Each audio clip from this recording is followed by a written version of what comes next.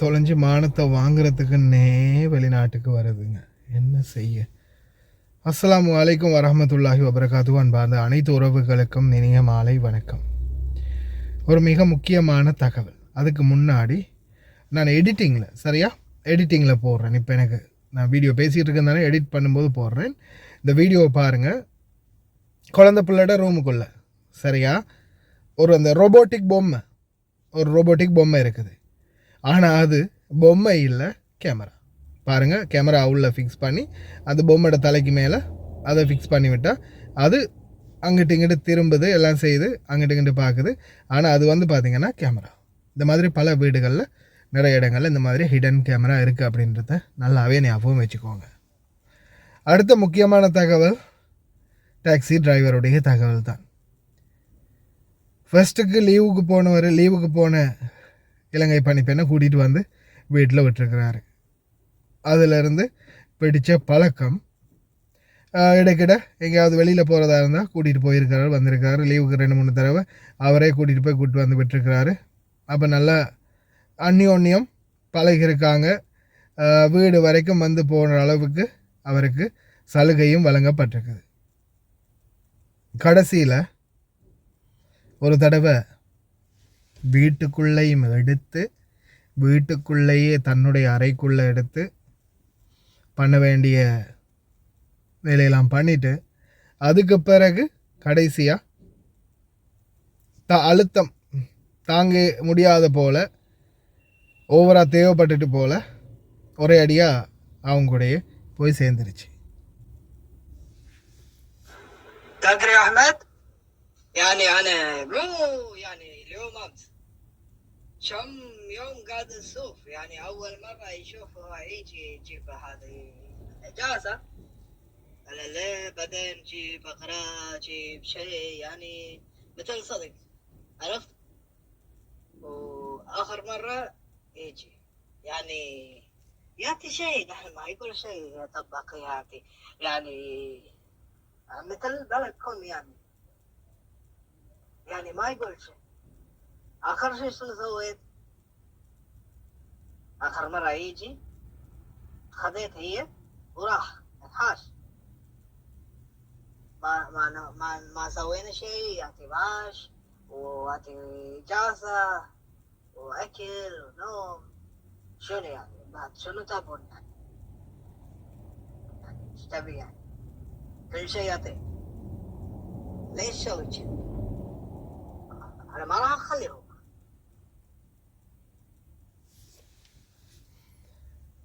தன்னுடைய அறைக்குள்ளே எடுத்து கொய்த்து வீட்டுக்குள்ளேயும் கலகம் பண்ணிவிட்டு கடைசியாக கடுப்பு தாங்க இல்லாமல் கிளம்பி ஓடி இருக்குது. இதெல்லாம் வெளிநாட்டுக்கு எதுக்கு வருதுன்னே தெரியல.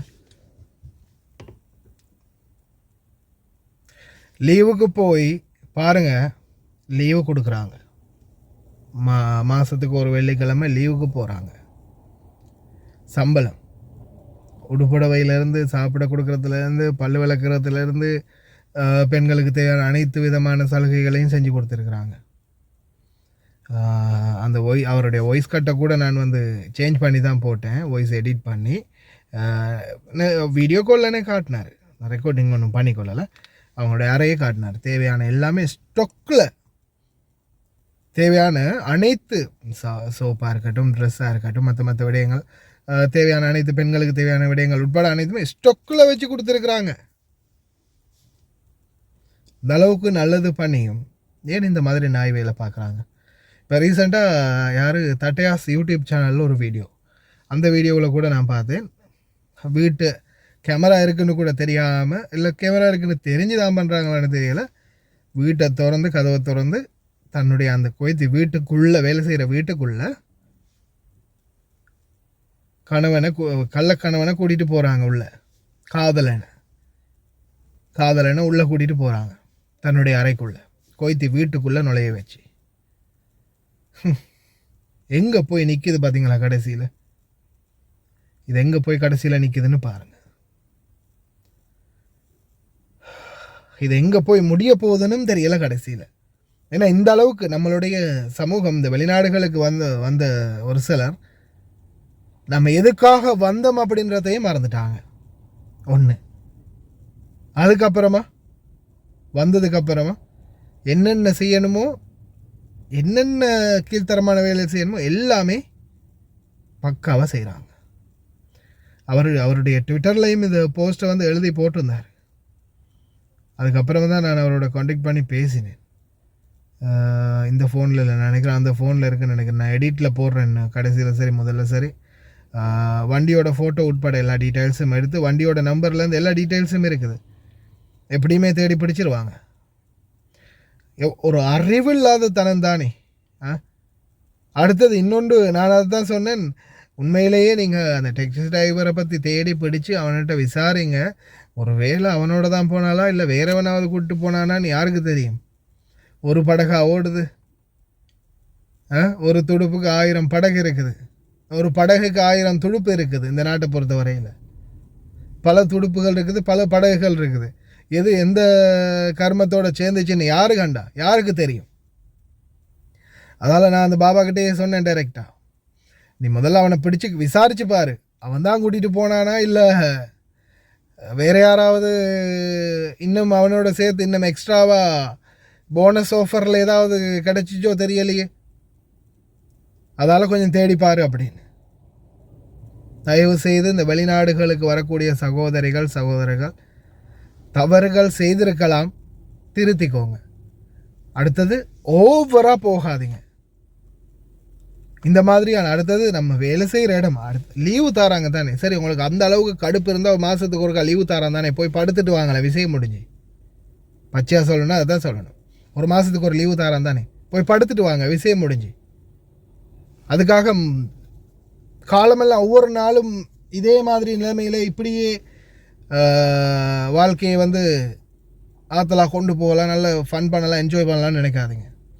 ஏன்னா சில நேரங்களில் நீங்கள் வெளியில் போன பிறகு, இப்போ ரீசெண்டாக ஒரு பெண்ணுடைய செய்தி ஒன்று வந்துச்சு, நிர்வாணமாக, அதாவது 6-7 ஆண்களுடைய அவங்கள இது பண்ணும்போது, சவுதி அரேபியாவில் நடந்த சம்பவம்,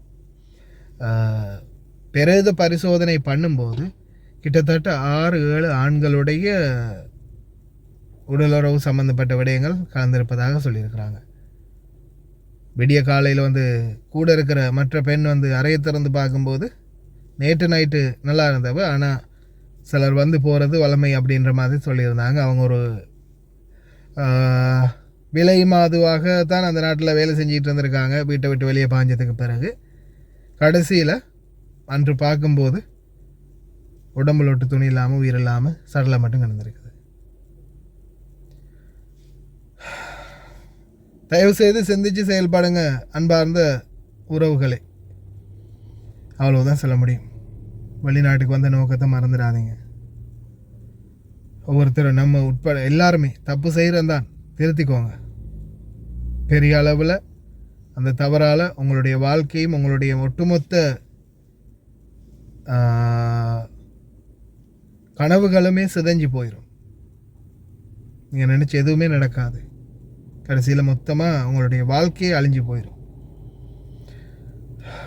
சிந்திச்சு செயல்படுங்க. எல்லாம் வளர்வன் அனைவரையும் பாதுகாக்கட்டும், நல்வழிப்படுத்தட்டும். அஸ்ஸலாமு அலைக்கும், வணக்கம்.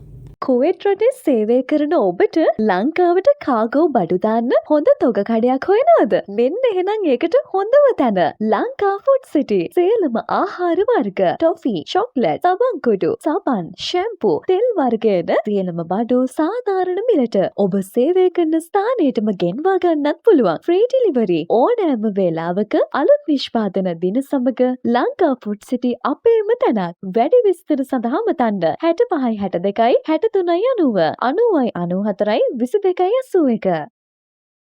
ආයිබෝවයා කුවේට්. ඉතින් ඔන්න කාලයකට පස්සේ අති දැවැන්ත ප්‍රසංගයක් අරගෙන ඩිලාවිස් සීදු බ්‍රේව් කුවේට් රාජ්‍යයට එනවා පෙබරවාරි 13 වෙනිදා. මචං, hello මචං අමියා, thank you. ඉතින් මචං අමියා සහ ලෝටස් ඉවෙන්ට් මැනේජ්මන්ට් කරන දැවැන්ත ප්‍රසංගයක් තමයි පෙබරවාරි 13 වෙනිදා තියෙන්නේ. ඉතින් ස්ථානය තමයි ෂුවෙක් මුයින්පික් කන්වෙන්ෂන් සෙන්ටර්. ඉතින් මේ මිනිස්සු තමයි මේ දැවැන්ත ප්‍රසංගය පැවැත්වෙන වෙලාව තමයි පස්වර 6 ඉඳගෙන රාත්‍රී වෙනකම්ම මේ දැවැන්ත සුන්දර ප්‍රසංගය දිනවා. ඉතින් ලංකාවේ ඔයගොල්ලෝ ආදරය කරන දැවැන්තම කලාකරුවන් පිරිසක් එනවා මේ ලස්සන ප්‍රසංගයට ගීතවත් වෙන්න. ඉතින් ඔබ සියලු දෙනාටම ආරාධනා කරනවා. මොකද කාලයකට පස්සේ තමයි කුවේට් රාජ්‍යයට ශ්‍රී ලාංකික සංගීත කණ්ඩායමක් විශේෂයෙන් දිලාවේ සිදු බ්‍රේව් අපි එන්නේ. ඒ නිසා සියලු දෙනාටම ආරාධනා කරනවා මේ ලස්සන අනගි අවස්ථාව මගහර ගන්න නැතුව අනිවාර්යෙන්ම එන්න කියලා. එහෙනම් මතකිනි ස්ථානය ශ්වේක් මුයින්පික් කන්වෙන්ෂන් සෙන්ටර්. ඉතින් මේ තැන තමයි මේ ලස්සන ප්‍රසංගය තියෙන්නේ. සවස් 6 ඉඳලා රාත්‍රී වෙනකම්ම මේ දැවැන්ත ප්‍රසංගය තියෙනවා. එහෙනම් පෙබරවාරි 13 වෙනිදා මතක තියාගන්න මේ දවස. thank you මචං අමියා. ලස්සන වැඩකින් කුවේට් රාජ්‍යයේ දිලාවේ සීදෝ බ්‍රේව් අපි හමු වෙනවා. मेरा जिया में मुमुनन्ने फिर की